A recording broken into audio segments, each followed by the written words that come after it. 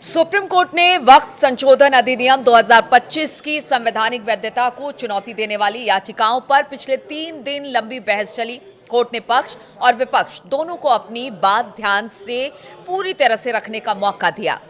नमस्कार, मैं हूं नीलू। तो आइए अब आपको बताते हैं कि इस 3 दिन में पक्ष और विपक्ष की ओर से क्या क्या बड़ी दलीलें दी गई हैं। वो 3 दलीलें क्या हैं, मयंक जरा बताइए। मेरे साथ मयंक है। मयंक, 3 वो दलीलें क्या हैं जिस पर ये पूरी बहस इन 3 दिनों में देखने को मिली? देखिए 3 दिनों की जो बहस हुई उसमें जो कुछ अहम बिंदु थे जिनको लेकर जो है सरकार और जो याचिका करता है इनके बीच में जो है बहुत ही जबरदस्त वकीलों के बीच में बहस देखने को मिली। कपिल सिब्बल, राजीव धवन, अभिषेक मनु सिंघवी और हुजैफा अहमदी ये याचिकाकर्ताओं की तरफ से अपीयर हो रहे थे और तुषार मेहता सॉलिसिटर जनरल है सरकार का पक्ष रख रहे थे। देखिए इस पूरी चर्चा के दौरान एक बड़ी अहम बात पे चर्चा शुरू हुई। तुषार मेहता की तरफ से कहा गया, यानी सरकार की तरफ से कहा गया कि वक्फ एक इस्लामिक अवधारणा है, लेकिन यह धर्म का अनिवार्य हिस्सा नहीं है, इसलिए ये मौलिक अधिकार नहीं है। तुषार मेहता का कहना ऐसा था कि भाई वक्फ जो है वो एक इस्लामिक अवधारणा मानते हैं, लेकिन ये धर्म का अनिवार्य हिस्सा नहीं है। ये पक्ष जो है वो तुषार मेहता ने रखा। अब इसके बाद जब उन्होंने ये बात कही तो फिर अगला सवाल खड़ा हो गया कि जो वक्फ को एक परोपकारी दान के रूप में देखा जाए या ये धर्म का अभिन्न हिस्सा है। क्या इसको सिर्फ एक दान के रूप में लिया जाए या ये इस्लाम का हिस्सा है? ये इस मुद्दे पे जो है संस्था की तरह से ले या फिर ये इस्लाम का हिस्सा है, बिल्कुल। इस पे अब चर्चा शुरू हुई। तो देखिए तुषार मेहता ने एक बड़ा इंटरेस्टिंग पॉइंट कहा। उन्होंने ये कहा कि अनुसूचित क्षेत्रों में जो अनुसूचित जनजातियां होती हैं इनको संवैधानिक संरक्षण प्राप्त है। मान लीजिए कि कोई जमीन किसी ने किसी को बेची और उसको लेके जमीन को लेन देन को लेके एसटी समुदाय से जुड़ा कोई भी बात खड़ा हो गया तो जमीन जो है वो वापस दी जा सकती है, लेकिन वक्फ कहता है कि दान दी गई जमीन को वापस नहीं लिया जा सकता। ये तुषार मेहता कह रहे हैं। तो इसके जवाब में चीफ जस्टिस है गवई, उन्होंने पूछा कि इसके पीछे का तर्क बताइए कि इसका क्या तर्क है। तो तुषार मेहता ने कहा कि वक्फ से कमजोर आदिवासी जो इलाके हैं वहाँ पे रहने वाले जो आदिवासी हैं उनके अधिकारों पर गलत प्रभाव पड़ता है। और जेपीसी में का कहना है कि आदिवासी इस्लाम अपना सकते हैं लेकिन उनकी अपनी अलग संस्कृति और पहचान है। तो इसके जवाब में जो जस्टिस मसीह थे, जो बेंच के दूसरे जज हैं, उन्होंने एक बड़ी इंपॉर्टेंट बात कही। उन्होंने कहा यह सही नहीं लगता, इस्लाम तो इस्लाम है, धर्म एक ही रहेगा। उन्होंने ये इस्लाम को लेकर एक बड़ी बात उन्होंने कही कि भाई इस्लाम तो इस्लाम है और धर्म तो एक ही रहेगा। अब चाहे वो आप आदिवासियों कोई आदिवासी या अनुसूचित जनजाति का कोई व्यक्ति उस पे उसका पालन करता हो या कोई एक आम आदमी पालन करता हो। बिल्कुल जैसे हिंदुओं में है, हिंदुओं में बिल्कुल बिल्कुल मतलब कास्ट जरूर है लेकिन धर्म तो एक ही है, हिंदू।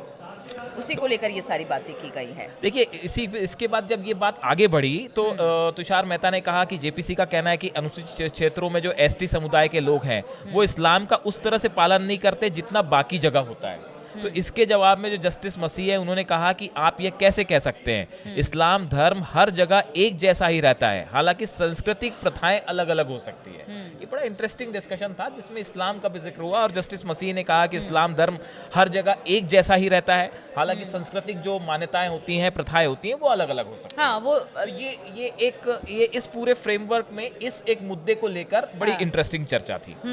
ठीक है, तो अब आपको बताते हैं कि जो सरकार की तरफ से दलील दी गई वो क्या था, और फिर मयंक आपको बताएंगे जो याचिकाकर्ता के जो अपोजिशन में खड़े थे उनकी तरफ से, कपिल सिब्बल, उनकी तरफ से किस तरह की दलीलें दी गई। सरकार की तरफ से जो दलीलें दी गई है वो आपको बताते हैं। तो सरकार ने ये साबित करने पर जोर लगाया कि वक्फ इस्लामिक अवधारणा, जैसा कि पहले ही मयंक बता चुके हैं कि जरूरी नहीं है, लेकिन ये इस्लाम का अनिवार्य हिस्सा नहीं है। सरकार का कहना था कि जिस तरह दूसरे धर्मों में दान की व्यवस्था है, ये भी एक तरह का दान है जिसे धर्म का अभिन्न अंग नहीं माना जा सकता। ऐसे में मैनेजमेंट के लिए कानून बनाने को स्वतंत्र है।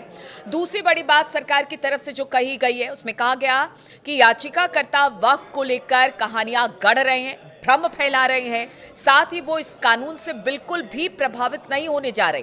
कुछ याचिकाकर्ताओं की राय पूरे मुस्लिम समाज की राय नहीं हो सकती है। सरकार का कहना था कि वक्फ संशोधन कानून पारदर्शिता लाने और वक्फ संपत्तियों के बेहतर प्रबंधन के लिए है।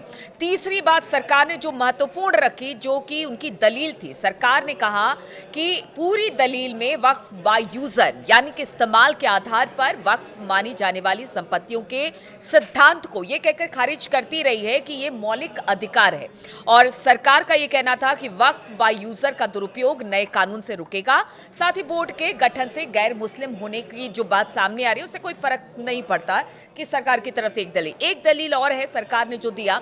सरकार ने कहा कि अभी भी बिना रजिस्ट्रेशन के वक्फ मान्य नहीं होगा। ये बहुत बड़ी दलील थी जिसको लेकर वो जो 3 बिंदु है जिसके आसपास ये दलीलें चल रही थी मयंक, उसी को लेकर उन्होंने कहा कि कलेक्टर यानी कि जहां तक राजस्व अधिकारी के दखल का सवाल है तो वो केवल रिकॉर्ड में बदलाव कर सकता है, पर असल मालिकाना हक केवल अदालत ही तय करेगी। यानी कि पहले भी कहा गया था कि आप अदालत जाइए, अदालत तय करेगी ना कि वक्फ बोर्ड तय करेगा। और पांचवा एक और अहम दलील थी, सरकार ने कहा कि कानून आने से सरकारी और निजी जमीनों पर वक्फ के नाम पर होने वाले कब्जे को रोका जा सकेगा।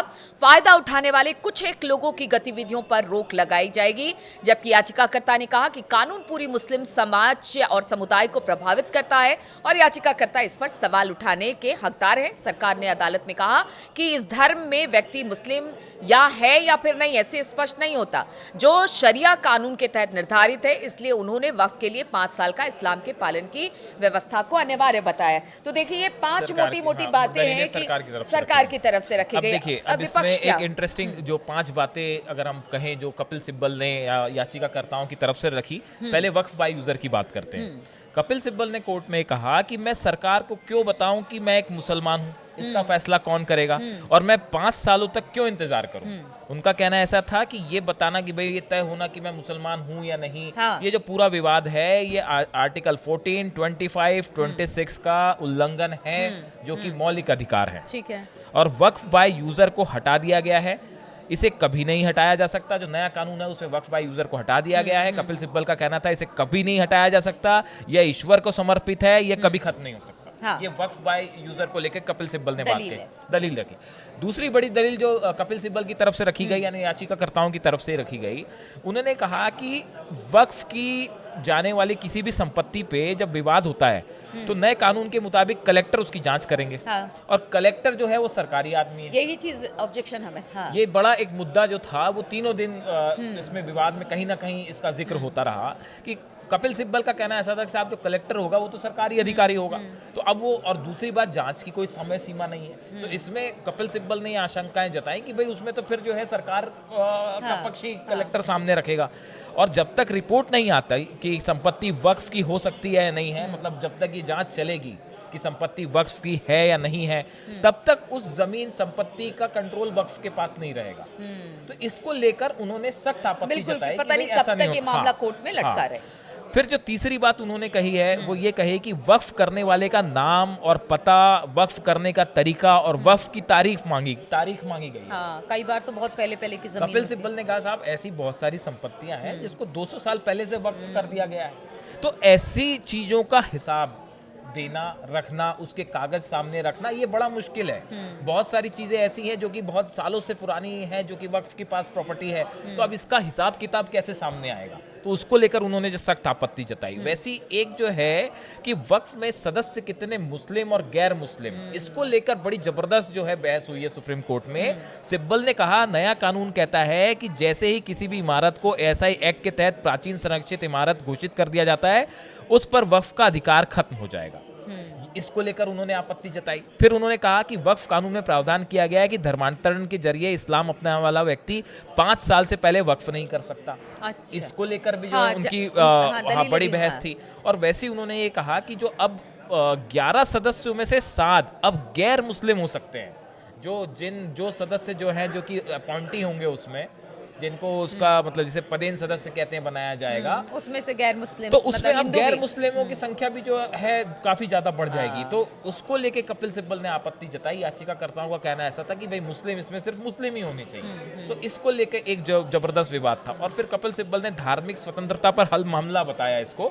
उन्होंने कहा कि कानून मुस्लिम समुदाय के धार्मिक और संपत्ति अधिकारों का अतिक्रमण करता है और धर्म से जुड़ी जो प्रथाएं हैं, मान्यताएं हैं, उसके अगेंस्ट है ये, और इसलिए ये असंवैधानिक होना चाहिए। तो ये बड़ी दलीलें तो कपिल सिब्बल की तरफ से बिल्कुल, दी तो ये दलीलें हमने बताई कि सरकार ने क्या दलीलें दी है, कपिल सिब्बल की तरफ से किस तरह की दलील दी गई, यानी मुस्लिम पर्सनल लॉ बोर्ड ने जो याचिका या बाकी याचिकाएं जिस पर 3 पॉइंट पर खास तौर पर जोर दिया गया था, उनकी तरफ से किस तरह की दलीलें दी गई। देखिए, अब फैसला सुरक्षित रख लिया गया है। फैसला कब आएगा इसकी तारीख अभी नहीं दी गई है, बहुत जल्द वो तारीख भी आ जाएगी और सबको इंतजार है कि क्या वक्फ संशोधन कानून कंटिन्यू किया जाएगा या फिर इसके कुछ नियमों में बदलाव किया जाएगा। सबकी निगाह अब बस कोर्ट के फैसले पर है कि कब ये फैसला आएगा और किसके पक्ष में आएगा और किन किन बिंदुओं पर आएगा। लगातार इस पर हमारी भी नजर बनी रहेगी। आप हमारे साथ इस चर्चा में जुड़े और हमारी तमाम जानकारियां साझा की। बहुत बहुत शुक्रिया आपका हमारे साथ जुड़ने के लिए।